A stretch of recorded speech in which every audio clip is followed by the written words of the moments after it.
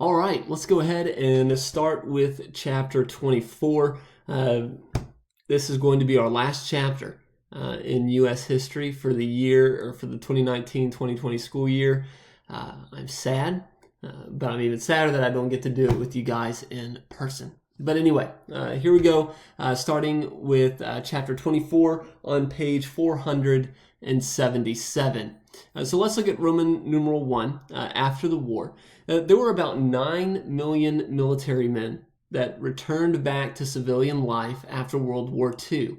But things were different this go round because after World War I, if you remember, the results were disastrous morally for America. People were depressed. They began to turn away from God.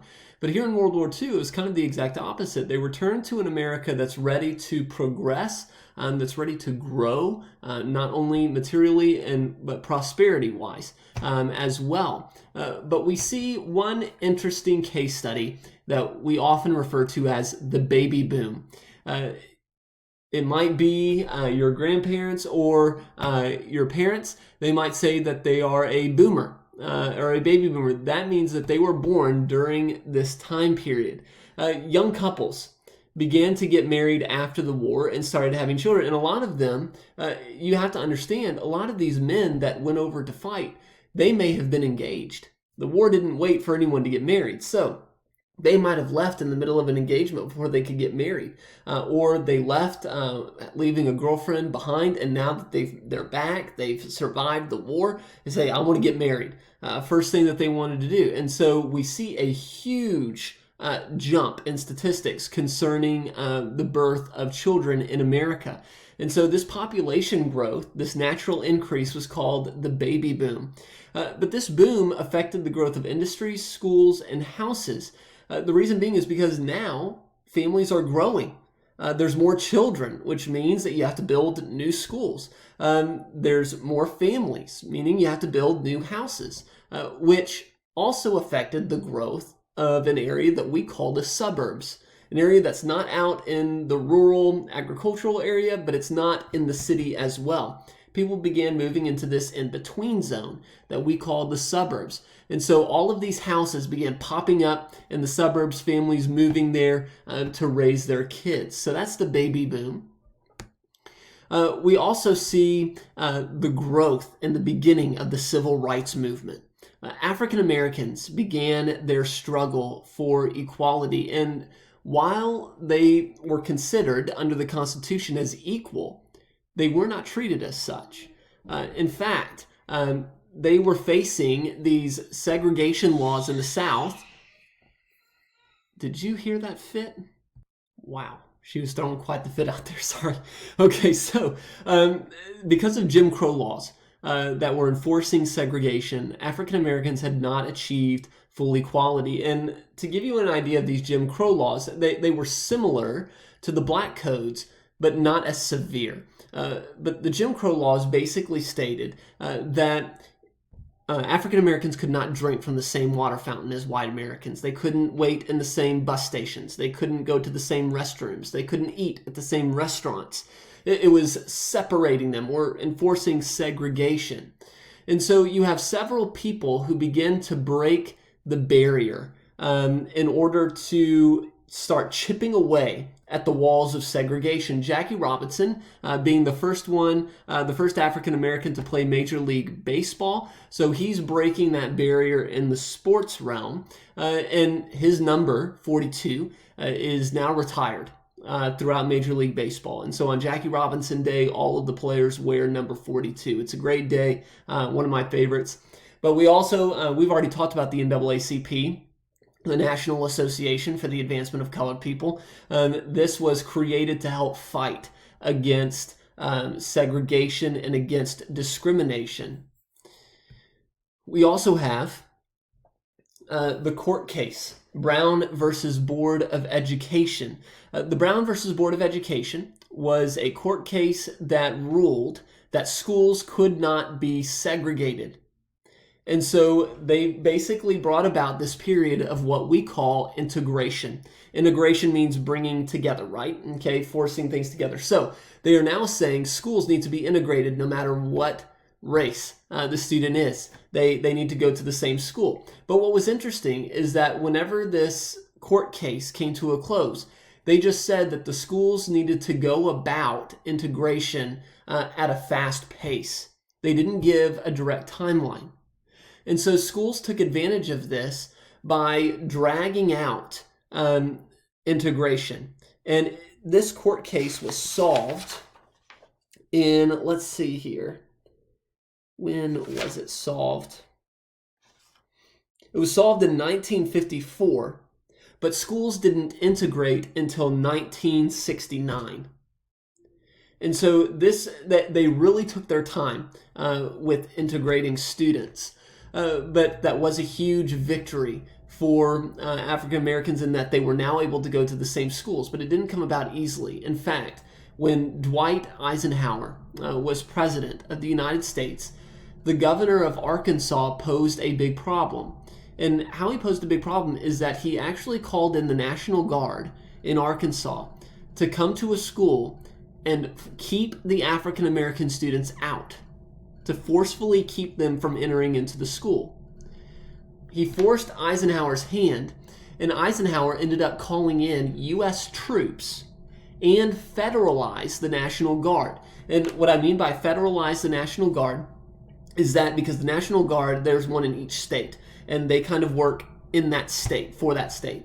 But when he federalized it, it means that he kind of took over the National Guard. He can because he's the commander-in-chief of armed forces, and basically said, you work for me now, not for the state. And he said, and instead of keeping them out, you need to escort them into the school and keep them safe.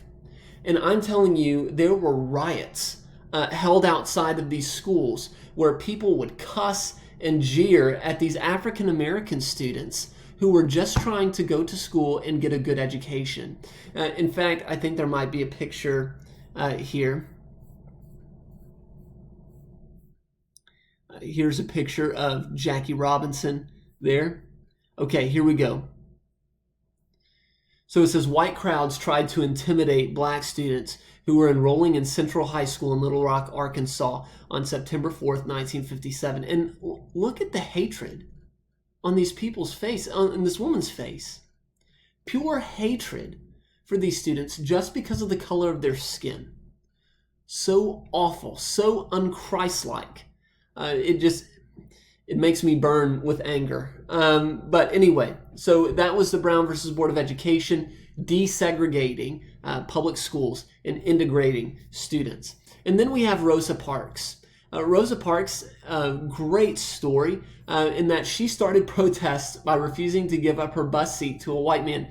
And the textbook does a great job of explaining this situation. It says in 1955, Rosa Parks, a seamstress and civil rights activist in Montgomery, Alabama, rode a city bus home after a hard day at work. A city ordinance and a state law, we would call this a Jim Crow law, requiring blacks to sit in the back. Parks sat toward the front of the black section. As the seats filled up, black passengers in the front of the back section were expected to give up their seats to white passengers. So this means that there's a clear-cut section, front section for the white people, second section for the African Americans. And so what would happen, though, is that the more white people that got on, sometimes that barrier would be pushed back. And if there were an African American that was sitting in the section and there were no seats for a white passenger, these African Americans would have to give up their seats to the white passenger, but she refused. It says when the bus driver told Parks to give up her seat, she refused and was arrested. To support her, other blacks, led by Reverend Martin Luther King Jr., refused to ride city buses for more than a year. So this is what we call the bus boycott. And so they refused to ride the buses. Now, what this did, it actually hurt the transportation system and the bus companies because now they don't have any passengers from the African American community that are riding on these buses and paying for their transportation. And so finally, these companies, how did they do this here? It says some police then ticketed and arrested Black Americans on false traffic violations when they carpooled. So these African Americans, they weren't riding the bus, so they would carpool together. And police officers, out of racism and discrimination, would pull them over and give them crap citations, basically for no reason, just other than that they were punishing them for boycotting the transportation system. It says during this time, court cases about the boycott moved all the way up to the Supreme Court, which ruled that segregation of buses violated the 14th Amendment, which, if you remember, gave African Americans citizenship. So, Rosa Parks, her protest and her arrest started this whole revolution of the transportation system that went all the way up to the Supreme Court and got the transportation system desegregated. So, amazing legacy that she leaves behind. Okay, and that'll bring us to the UN. Let's see here, the United Nations. So Harry Truman, after the war, he was president at the end of World War II and was reelected in 1948, I believe. But he called for a council, or called for a meeting of nations at San Francisco. And there they wrote the charter for the second version of the League of Nations that we now call today the United Nations, or the UN. And I wanted to talk about how the UN works. But the UN is located in New York City. John D. Rockefeller Jr. actually gave $8.5 million to go towards the building. But the UN was created to prevent worldwide atrocities, and it's made up of 3 sections. The first section you have is the General Assembly. If you've ever seen any type of video or footage of the UN, and there's all these people sitting in this gallery and they have the microphones with their name and their country's card in front, that's the General Assembly. So every country that's a part of the UN gets to send a representative to the General Assembly. Then you have the Security Council. This is the one that's the most powerful. The Security Council is made up of 15 nations, 5 of them being permanent, that are always there. The 5 nations that are permanent are the United States, the United Kingdom, France, China, and Russia. And so these 5 permanent countries, they are actually the ones who are in charge of enforcing UN policy with military action. And you might think that's pretty scary, that these 5 countries can decide when to use military action for UN issues. But here's the thing. In order to actually go through with military enforcement, they all have to vote on it. But if one of these 5 permanent nations in the Security Council vetoes the bill, then it's done. You can't go through with it. So it only needs 1 veto. And so rarely do you ever see all of those nations agreeing on something concerning military enforcement. Then you have the Secretariat, which is UN agencies who handle the daily affairs of the UN. And they're kind of like the executive branch. Our executive branch is the president, vice president, and so forth. And so the Secretariat is headed by the Secretary General, who is elected every 2 years by the General Assembly. I believe it's every 2 years. It may not be. Don't quote me on that. So that's today's lecture. You do have a reading assessment, so you need to read pages 484 to 488 and complete reading assessment number 9 in Google Classroom. I hope everything's going well. Miss you guys. Hopefully we can get a Google meeting in before the end of the school year so I can say goodbye to you guys. And I have a lot of things I want to say to y'all before y'all move up on into high school. But anyway, have a great rest of the day. I'll see you next time.